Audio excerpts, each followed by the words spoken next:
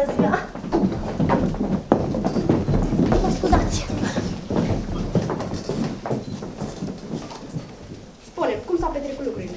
Eu, domnule prezident, vine dumnealui la mine, care venea întotdeauna seara ca mic, și încă era și dumnealui care mi este amică și ați chemat-o dumneavoastră martoră, că a fost acolo și poate să jure cum s-au întâmplat lucrurile.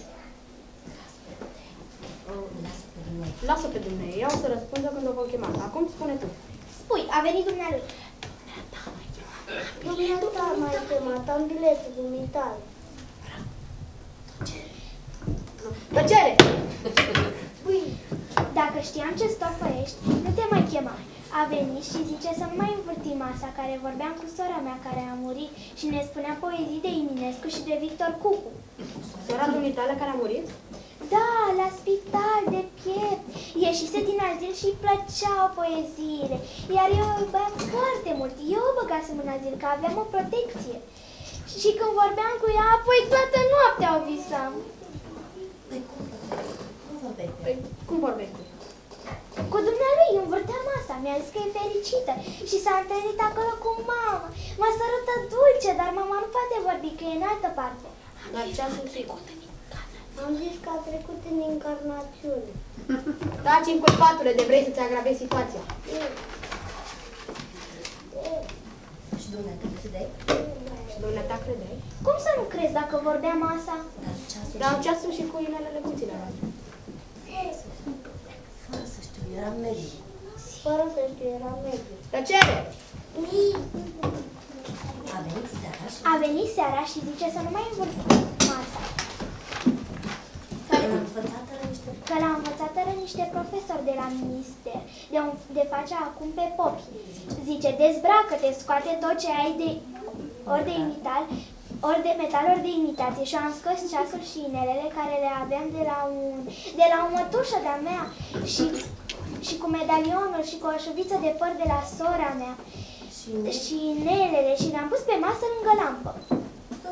Să vă spune și Tincuța că poate să jure. Și zice dumnealui Tincuții, zice, tu du-te dincolo. Și-a băgat în odăița ailaltă și a închis ușa. Și zice, să nu vii până nu te-o chema noi. Încă Tincuța râdea de noi, dar dumnealui și avea alte motive, să vedeți.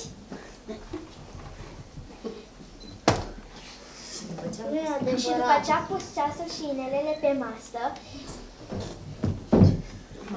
m-a legat la ochi și m-a pus să stau într-un picior. Și am stat așa, am stat prescă un sfert de ceas.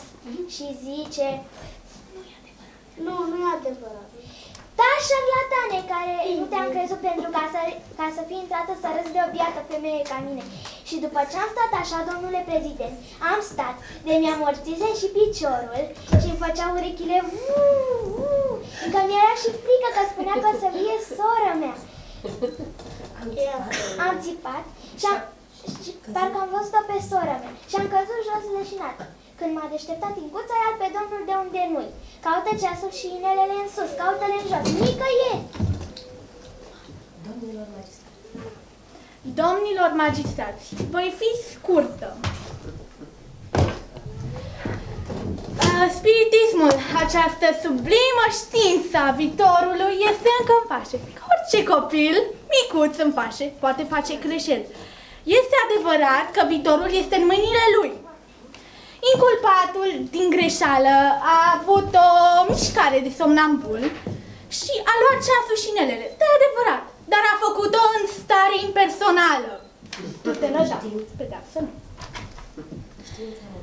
Știința modernă ne-a dat destule lumini asupra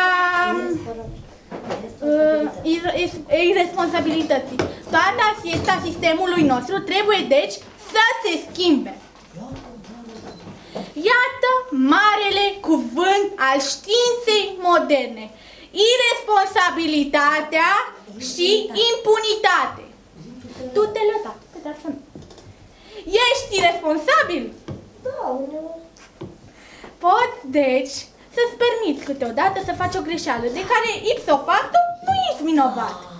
Ori clientul meu nu este responsabil, pentru că n-a știut ce face. Dar de ce l-a pus amane la cofetărie? de rușine.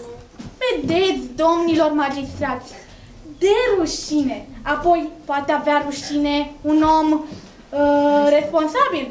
Nu! Eu, deci, cer achitarea. În orice caz, circumstanțe atenuante. Nu uitați că trăim într-o epocă unde nu e rău să menajăm spiritismul și pe spiritiști. Tribunalul, sub impresia ultimelor cuvinte, admite circunstanțe atenuate, dar condamnă pe tânărul mediu la 6 luni de închisoare și 25 lei cheltuiți de judecată.